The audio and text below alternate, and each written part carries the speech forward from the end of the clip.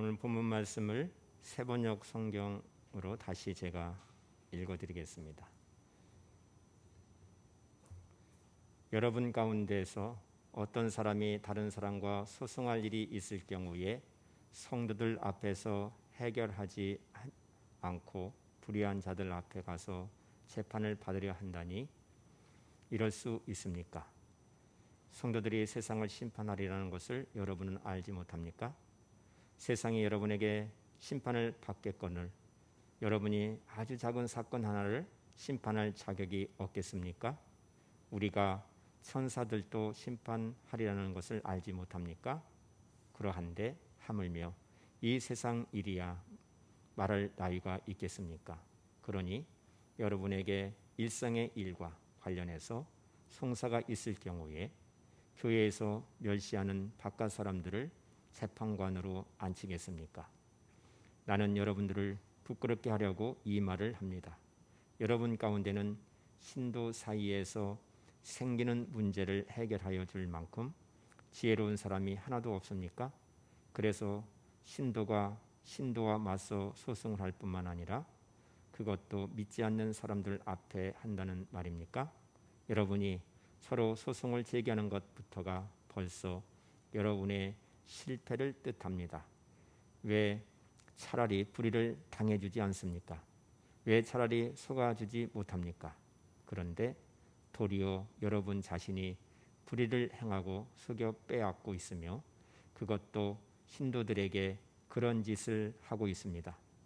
불의한 사람들은 하나님 나라를 상속받지 못하리라는 것을 알지 못합니까? 착각하지 마십시오.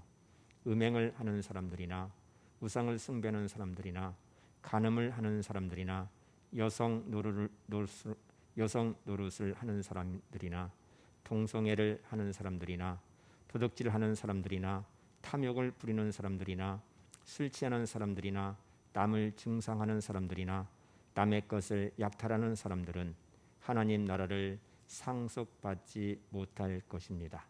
여러분 가운데 이런 사람들이 더러 있었습니다. 그러나 여러분은 주 예수 그리스도의 이름과 우리 하나님의 성령으로 씻겨지고 거룩하게 되고 의롭게 되었습니다. 아멘.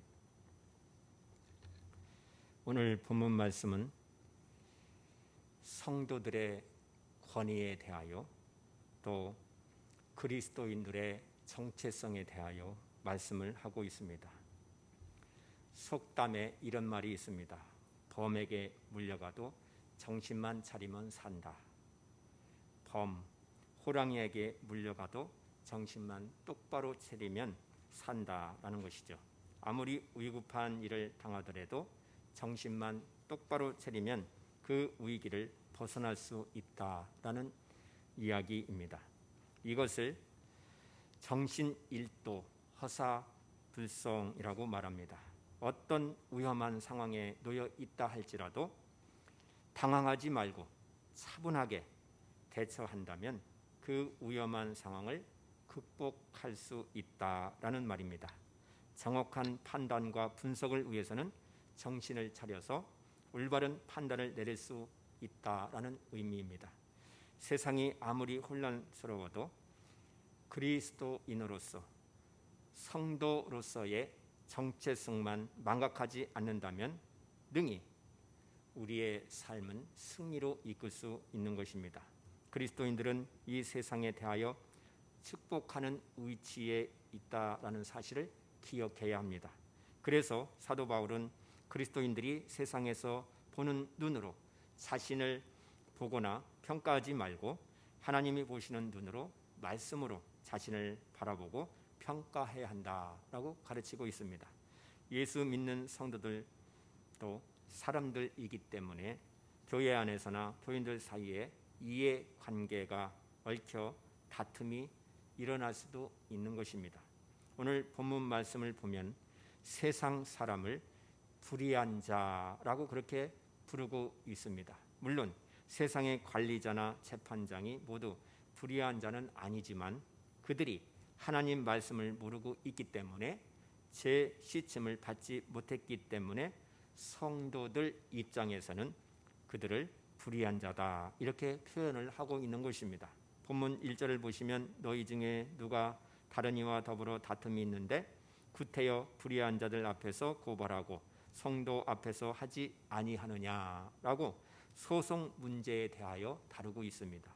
소송은 당연한 자기 권리 주장이라 말할 수 있습니다. 그런데 사도 바울은 이 소송 문제를 하나님 나라라는 관점으로 보고 있다는 것을 말씀하고 있습니다. 그래서 하나님 나라를 유업으로 얻지 못하리라 라고 9절과 10절에서 강조하고 있는 것입니다. 여기서 성도 앞에서, 성도는 특이한 표현을 하고 있습니다. 성도는 하나님 앞에서 거룩한 사람입니다. 성도는 하나님 앞에서 깨끗한 사람입니다. 이 성도가 세상을 판단할 것이다 라고 말씀하고 있는 것입니다. 따라서 지금 무슨 일이 벌어진다 하여도, 앞으로 어떠한 일이 일어난다 하더라도 당황하지 말고 순간순간 더욱 철저히 주님의 인도를 받는 저와 여러분들이 되시기를 바라는 것입니다. 지금은 주님 오실 때를 준비하는 기간입니다. 주님 오실 때 새로운 교회, 하나님 마음에 합한 교회가 준비되어 있어야 합니다. 사람이 바뀌어야 새로워지는 것입니다. 그러므로 매 순간 주님과 동행하는 훈련이 필요한 것입니다. 믿음으로 훈련을 받아야 합니다. 그 중에 가장 중요한 것이 모든 판단을 주님께 맡기고 구해야 합니다. 사도 바울은요, 고린도전서 6장에서 교인 사이에 일어난 시비에 대하여 성도들 앞에서 해결하지 않고 불의한 자들 앞에 가서 재판을 받으려 한다니 그럴 수 있습니까? 라고 책망을 하고 있는 것입니다. 이 책망에 대하여 본문 말씀을 통하여 우리는 세 가지를 스스로 질문하고 시작해야 합니다.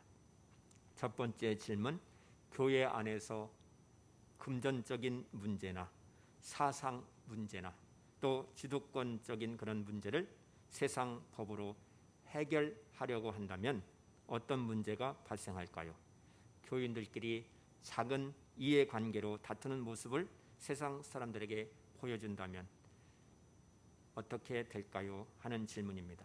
두 번째 질문, 성도는 어떤 위치에 있나요? 성도는 세상을 판단할 뿐만 아니라 천사까지도 판단하게 된다는 것이 성경의 가르침입니다.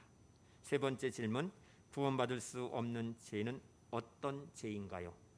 오늘 본문에 음행과 우상숭배와 간음과 탐색과 남색과 절도, 속여 빼앗고 술 취하는 자는 하나님 나라를 유업으로 받지 못한다라고 말씀하고 있습니다. 이 말씀은 우리 마음을 참으로 무겁게 하는 그러한 죄의 열거입니다. 예수 믿기 전에 우리는 무엇이 옳고 그른지 모르고 살았습니다. 그런데 우리가 예수님을 믿고 살면서 진리를 알게 되었고 무엇이 옳고 그른지 알게 되었습니다. 문제는 진리를 아는 것으로 다투게 되었다는 것입니다. 시비를 가리기 위해 세상 법정에까지 가서 싸우게 되었다라고 지적하고 있습니다. 고린도 교회 안에 이처럼 교인들 사이에 소송이 있었던 것은 그들 중에 예수님을 믿고 구원을 받았으면서도 불구하고 삶이 온전히 변화되지 못한 사람들이 있었다라고 말씀하고 있습니다.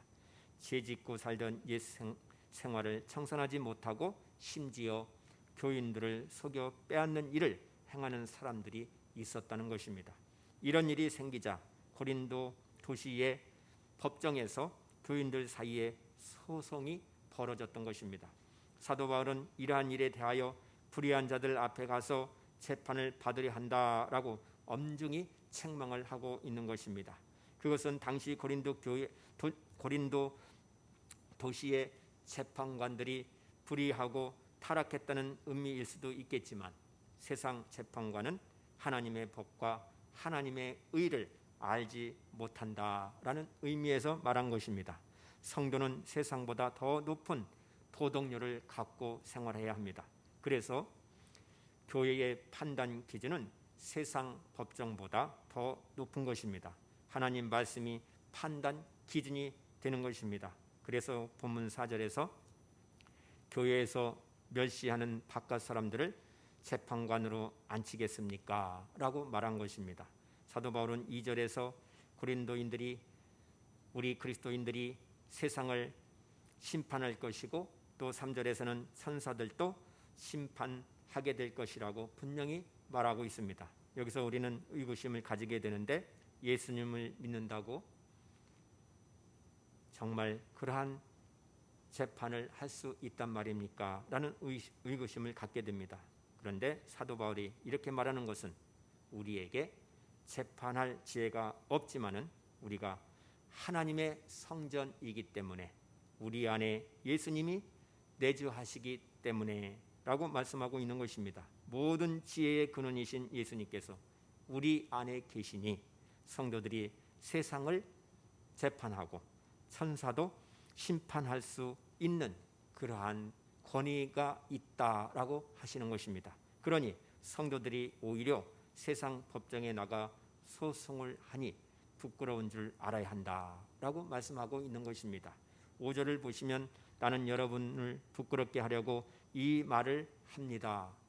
여러분 가운데는 신도 사이에서 생기는 문제를 해결하여 줄 만큼 지혜로운 사람이 하나도 없습니까? 또 6절에서는 그래서 신도와 맞서 소송을 할 뿐만 아니라 그것도 믿지 않는 사람들 앞에 한다는 말입니까? 라고 잘못을 분명히 책망하고 있습니다. 그래서 사도 바울은 피해자인 교인들에게 이렇게 말하고 있습니다. 그들은 씩씩대면서 분을 참지 못하고 세상 법으로 하자, 세상 법으로 모든 것을 해결하자 라며 교회를 신뢰할 수 없다는 것입니다. 그들의 생각을, 그들의 마음을 소리치며 이야기하고 있는 것입니다. 물론 억울한 일을 당하면 그렇게 반응할 수도 있습니다. 사도 바울은 7절에서 그들에게 이렇게 말합니다. 여러분이 서로 소송을 제기하는 것부터 벌써 여러분의 실패를 뜻하는 것입니다. 왜 차라리 불의를 당해주지 못합니까? 왜 차라리 속아주지 못합니까? 이 말은 불의라도 용납하라는 그러한 의미가 아닙니다. 교회와 성도는 세상과 달라야 한다라는 말입니다. 우리는 항상 주님과 동행하며 살아야 합니다. 그렇다면 억울한 판결을 받았거나 피해를 입었거나 비록 속았다 할지라도 예수님이라면 어떻게 하셨을까 생각을 해보고 옳은 판단을 할 수 있게 된다는 것입니다. 우리를 위하여 십자가를 지신 예수님을 바라보면은 소송의 문제를 교회 밖으로 가서 해결하지 않는다는 것입니다. 예수님은 유대 당국과 로마에 의하여 참으로 억울한 재판을 받으셨지만 항의하지 않으셨습니다. 예수님은 빌라도가 사형을 선고하는 것도 하나님이 허락하셨기 때문에 그대로 받아들이셨다고 성경은 기록되어 있습니다. 그래서 사도는 오히려 속아주고 피해 입고 참아 받아주는 것이 더 기쁘지 않겠습니까? 라고 권면을 하는 것입니다. 그러므로 우리 성도들은 섣불리 옳고 그르다 판단하지 말고 주님을 바라봐야 한다라고 말씀하고 있습니다. 사도 바울은 가해자인 교인들에게 8절에서 이렇게 말씀합니다. 그런데 도리어 여러분 자신이 불의를 행하고 속여 빼앗고 있으며 그것도 신도들에게 그런 짓을 하고 있습니다. 예수님을 믿고 있으면서 여전히 불의한 방법으로 교인들을 속이고 빼앗는 것이 얼마나 무서운지 모르느냐라며 책망을 하고 있는 것입니다. 사람들은 그 사람을 속였다고 생각할지 몰라도 결국 하나님을 속인 것이 된다라고 말씀하고 있습니다. 하나님을 속인 죄가 얼마나 무섭습니까? 사도행전 5장 4절을 보시면 사람에게 거짓말한 것이 아니요 하나님께로다 했습니다. 아나니아와 삽비라가 땅을 판 돈을 헌금하면서 일부를 감추고 다 바쳤다고 거짓말을 한 것 때문에 즉시 죽어 나갔다라고 기록되어 있습니다. 바로 죄를 짓고도 회개하지 아니하고 오히려 용서를 구하는 사람의 태도가 그러하였다라는 것입니다. 이 사람은 양심이 화인 맞은 사람인 것입니다. 사도 바울은 불의한 사람은 구원받지 못한다고 분명히 밝히고 있습니다. 9절 말씀 보시면 불의한 사람들은 하나님 나라를 상속받지 못하리라는 것을 알지 못합니까? 그러면서 어떤 사람이 불의한 사람인지 10가지를 열거하고 있습니다. 첫 번째, 음행을 하는 사람들이나 두 번째, 우상을 숭배하는 사람들이나 세 번째, 간음을 하는 사람들이나 네 번째, 탐색, 여성 노릇을 하는 사람들이나 다섯 번째, 남색, 동성애를 하는 사람들이나 여섯 번째, 도둑질하는 사람들이나 일곱 번째, 탐욕을 부리는 사람들이나 여덟 번째, 술 취하는 사람들이나 아홉 번째, 모욕, 남을 중상하는 사람들이나 열 번째, 속여 빼앗는 자, 남의 것을 약탈하는 사람들은 하나님 나라를 상속받지 못한다라고 말씀하고 있습니다. 본문 11절에 보면 여러분 가운데 이런 사람들이 더러 있었습니다 라고 지적하고 있습니다. 고린도 교회 안에 이런 사람들이 있었다는 말입니다.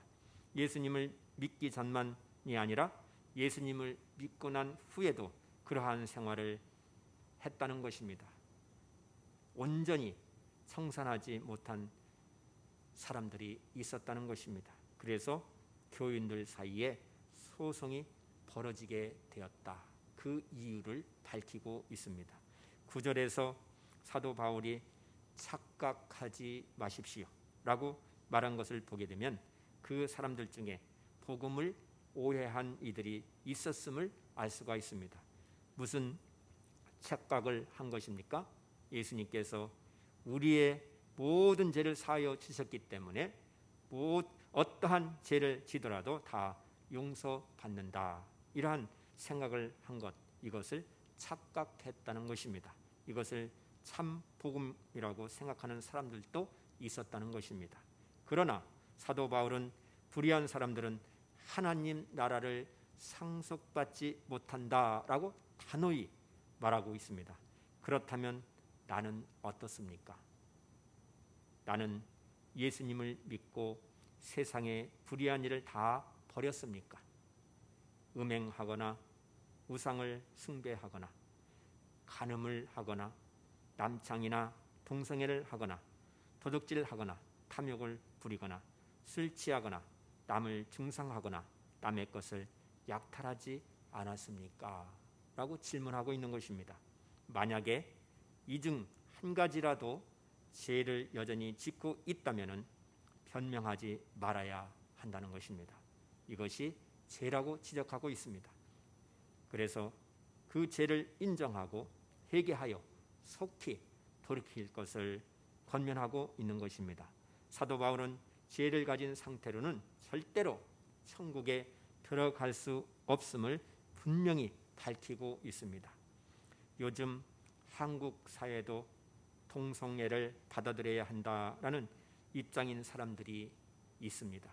일부 목회자도 있고 신학자들 중에도 그런 사람들이 있습니다.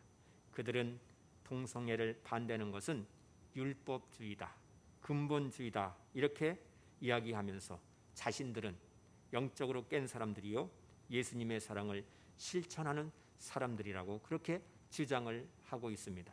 그러나 그 주장은 잘못된 것입니다. 성경을 읽어보시기 바랍니다.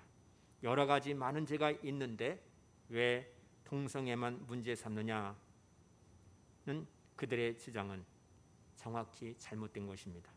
간음하고 도둑질하고 살인하고 거짓말하고 폭행하고 마약하는 사람들이 그것이 죄가 아니라고 주장하면 죄 지을 권리를 법으로 제정해 달라라고 주장하지 않는다는 것입니다. 그런 사람이 모여서 축제를 벌인다는 말은 들어보지도 못했습니다. 그동안 우리 한국 사회에 7차례나 관련법 제정을 추진하면서 이번 21대 국회에 장혜연 정의당 의원은 지난달에 차별금지법 제정안을 국회에 발의했습니다. 차별금지법이란 합리적인 이유가 없는 차별을 금지하고 예방해서 사회적 약자를 구제하고자 하는 법안입니다.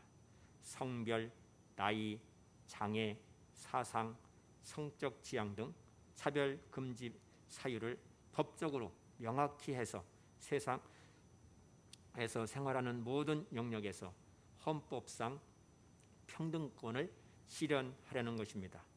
법의 취지는 성소수자라는 이유로 직업을 잃으면 안 되는 것이고 고용 등 삶의 필수적인 그 영역을 차별해서는 아니 된다라고 주장하고 있는 것입니다. 결국 동성애를 법으로 인정하라는 주장이지요. 요즘 기호문화축제라는 슬로건으로 성소수자 단체에서 각 도시별로 행사를 하고 있습니다. 이 행사는 동성애를 조장하여 건강한 가정과 사회를 유지하는 기본적인 도덕을 파괴하고 헌법을 위반하여 신앙과 양심을 침해하는 것입니다. 그래서 다음 세대들의 바른 가치관과 윤리관을 물려주어야 할 책임이 우리에게 있는 것입니다. 물론 기독교는 어떤 죄인이라도 정죄하거나 차별하지 말아야 한다라고 분명히 가르치고 있습니다. 십자가의 용서로 품어줘야 한다고 말씀하고 있습니다. 그러나 죄를 죄가 아니라고 하는 것은 전혀 다른 문제인 것입니다. 정말 무서운 일입니다. 동성애가 죄가 아니라면 다른 죄들도 더 이상 성경에 근거하여 죄라고 말할 수 없기 때문인 것입니다. 그러면 심판을 피할 수 없습니다. 회개할 가능성이 없기 때문인 것입니다. 어떤 사람은 우리가 죄의 본성을 가지고 있는데 어떻게 죄를 안 지을 수 있느냐라고 묻습니다. 그래서 십자가 복음을 정확히 알고 믿어야 하는 것입니다. 그저 죄만 씻음 받는 것만 강조하면 그것은 복음이 아닌 것입니다.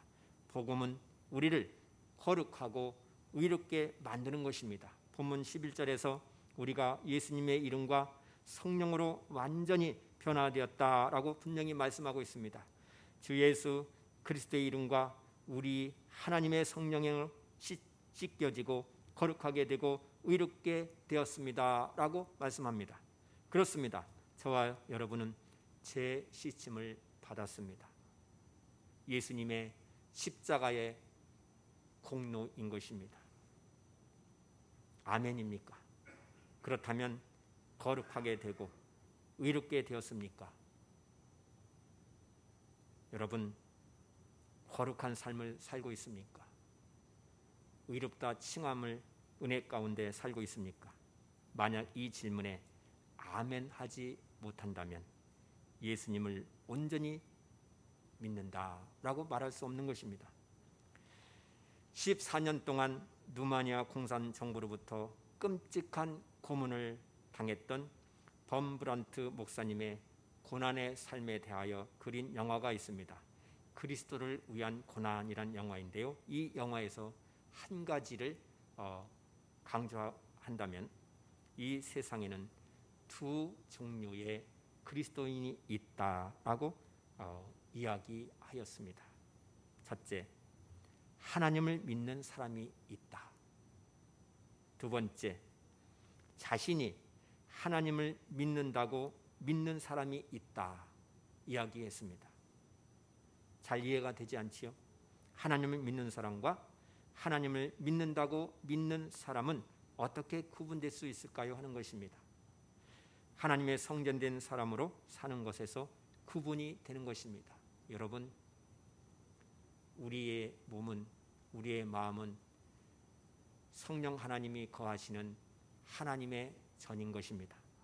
예수님이 내 마음에 거하셔서 주님과 동행하면서 사는 것으로 구분이 되는 것입니다. 죄를 멀리하는 것입니다. 죄를 미워하는 삶을 사는 것입니다. 이 놀라운 사실을 정말 믿는다면 어찌 불의를 행하고 음행을 저지르고 서로 싸울 수 있겠습니까? 라고 묻는 것입니다. 그래서 히브리서 12장 2절에 믿음의 주요 또 온전하게 하시는 이인 예수를 바라보자 라고 말씀하는 것입니다. 저와 여러분들은 오직 예수님을 바라보면서 거룩한 삶을 살아야 합니다. 원래 우리는 세상에서 돌, 감람나무, 열매와 같은 그러한 사람들이었습니다. 그런데 하나님의 말씀과 성령으로 깨끗하게 되었습니다. 그리스도인들의 정체성, 성도들의 영적 권위가 무엇입니까? 성령 하나님 안에서 재시침과 거룩함과 의롭다함을 얻었다라는 사실입니다. 성도가 세상에서 영적 권위를 행사하는 것이 무엇입니까? 세상 사람 보기에 교회와 성도들이 다른 점이 무엇입니까? 바로 예수님을 바라보는 그 믿음의 훈련이 되어 있다는 것입니다. 주님을 바라보는 그 믿음의 훈련이 안 된 사람은 사람을 바라보면서 인생을 살 수밖에 없습니다. 주님을 잃어버리게 되고 마는 것입니다. 그러면 영락없이 죄짓고 마는 것입니다. 생활 가운데 화를 내고 아주 사소한 문제를 가지고 싸우고 따지고 시험 드는 것입니다. 더 이상 못 살겠다 하면서 소송을 하게 된다는 것입니다. 그러므로 지금부터 매 순간 옳고 그른 것을 판단하기 전에 먼저 주 예수님을 바라보기에 힘쓰는 저와 여러분들이 되시기를 바랍니다.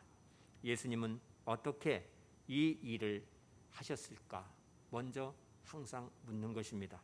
주님은 내 눈에 보이지 않으시고 그 음성은 내 귀에 들리지 않는데 어떻게 주님을 바라보고 주님의 음성을 들을 수 있겠습니까? 성령 하나님께서 우리를 기도하는 삶을 살게 하는 것입니다. 항상 하루를 시작할 때 머리서부터 발끝까지 나 자신을 바라보면서 오늘 하루도 내 생각이 좋은 생각으로 아름다운 생각으로 사람들을 바라보게 해 주십시오. 그러한 기도가 시작이 되는 것입니다. 우리 성도님들은 바다같이 넓은 마음을 가지고 한 영혼을 천하보다 귀하다라고 생각하면서 그리스도인들의 정체성, 성도들의 그 권위를 행사하는 것입니다. 한 영혼을 바라보면서 천하보다 귀하다. 이 영혼을 어떻게 하면 주님께로 인도하여 저 영혼이 구원받을 수 있을까? 생명을 귀중히 여기는 것입니다. 이럴 때 우리 성도들의 영적 권위가 나타나게 되는 것입니다. 예수님이 함께 하심이 믿어지고 성령 안에서 재시침과 거룩함과 의롭다 하심을 입었다라는 이 사실 앞에서 감사하면서 아멘으로 화답하면서 생활하게 되는 것입니다. 이 은혜가 우리 성도님들이 삶 가운데 항상 승리의 삶을 이끌어가는 주님의 은혜가 충만하기를 바랍니다. 기도합니다. 주님, 가정에서나 일터에서나 교회에서나 삶의 모든 공동체에서 옳고 그른 것을 먼저 주님을 바라보고 주님께서 예수님이라면 어떻게 하셨을까를 생각하고 올바른 판단을 하고 행동하는 우리 성도들이 되게 하여 주시옵소서. 주님, 성도의 영적 권위는 바로 한 영혼을 천하보다 귀하게 여기는 것입니다. 그 영혼을 바라보고 기도하면서 주님께로 나와 다 구원받는 한 영혼을 섬기면서 성도의 영적 권위를 늘 행사하며 승리하는 삶을 사는 교회 우리 온 성도들이 되게 하여 주시옵소서. 예수님의 이름으로 기도드리옵나이다. 아멘.